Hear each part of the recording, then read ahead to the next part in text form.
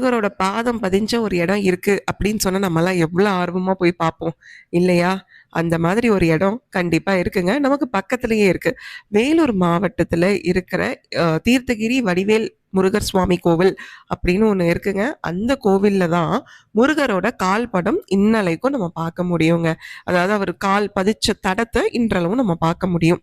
ஏன் அப்படின்னு கேட்டீங்கன்னா, முருகர் வள்ளிமலைக்கு வள்ளிய கல்யாணம் பண்றதுக்காக தூக்கிக்கிட்டு போனார் இல்லையா?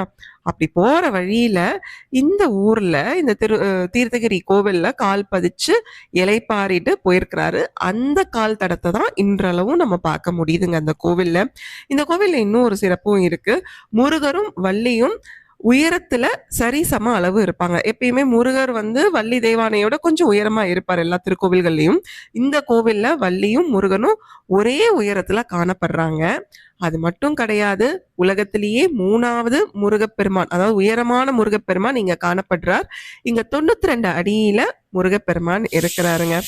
இவ்வளவு விசேஷமான கோயில்களை இதுக்கு முன்னாடி நீங்க போய் பார்க்கல அப்படின்னா தயவு செய்து இந்த கோடை விடுமுறையிலையாவது போய் பார்த்துட்டு வாங்க.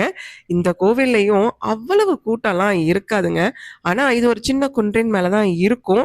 உங்களுக்கு ஆட்டோ, பஸ் வசதி எல்லாம், பஸ் இல்ல, ஆட்டோ, ஷேர் ஆட்டோ இதெல்லாம் இருக்கு. பைக் போகுது. நீங்க மேல போய் ரொம்ப தூரம் நடக்கலாம் வேண்டாம். மேல போய் தாராளமா தரிசனம் பண்ணிட்டு வரலாம். மனசுக்கு ரொம்ப நிம்மதியா இருக்கும்.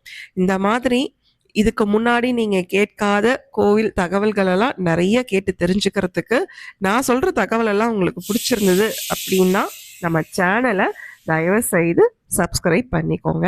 வெற்றிவேல் முருகனுக்கு அரோகரா.